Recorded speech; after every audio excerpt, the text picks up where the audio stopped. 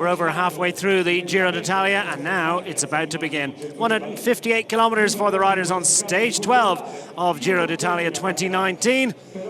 The mountains beckon.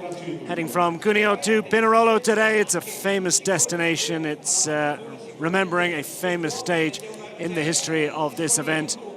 The real action can begin to decide the general classification. Heading north from Turin and up and around and into Pinerolo, we come for a little look at the grippy little wall that comes within a couple of kilometers of the finish line. And then we head out once more to have a little look at the Montoso. First time that the Giro d'Italia has been to this very testing and demanding 9-kilometer climb. Cuneo has been a stage start and indeed finish town on many occasions. Right from the flag drop, well, Thomas de Gendt has been released from the duties of looking after Caleb Ewan, who's headed home, and he has decided to go on the attack. So your lead duo, Eddie Dunbar, takes a drink because himself and Thomas de Gendt have been caught by this chase group. 10 minutes and 21 seconds. There's a beast of a climb coming, but as things currently stand, it's looking good for Jan Polans, who's moved up into the virtual lead of this bike race.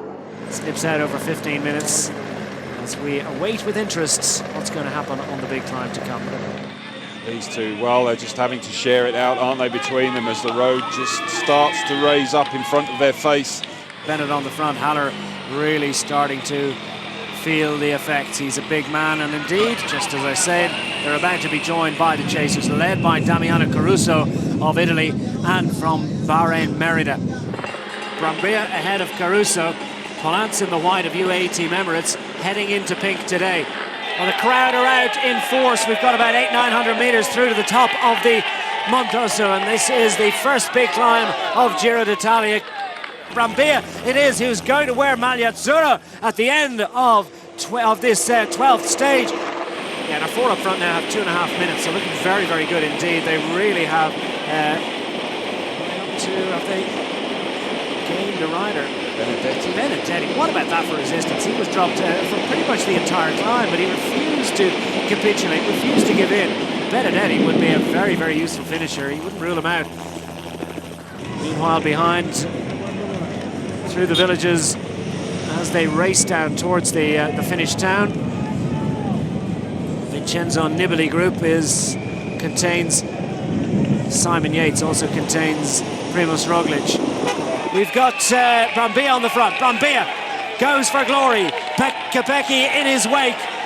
Dunbar tries to cover and get across the gap inside. 2 kilometers remaining now. Here's Kopecky, wants a contribution. Now the rest arrive, led by Benedetti. Who's going to launch? Kopecky goes first, followed by Brambilla. Dunbar in his wake. Kopecky with some daylight, and he's got this next turn to make with Cesare Benedetti, a useful finisher. Caruso's managed to make it in there as well. It's all about belief. Who wants this the most? Who's got the strength left after 158 tough kilometers? Kopecky is going to look as Brambilla goes, and Dunbar looks to cover it.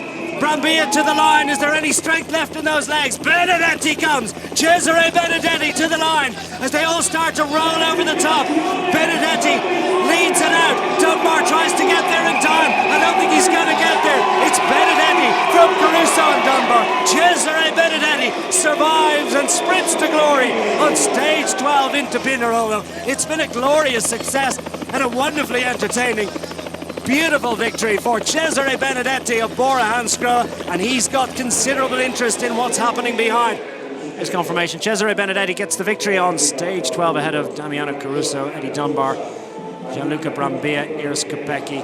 Jan Polans comes in behind, but a useful gain for him in the GC situation ahead of Montecuti, de Gendt, Gavazzi, and the rest on the day.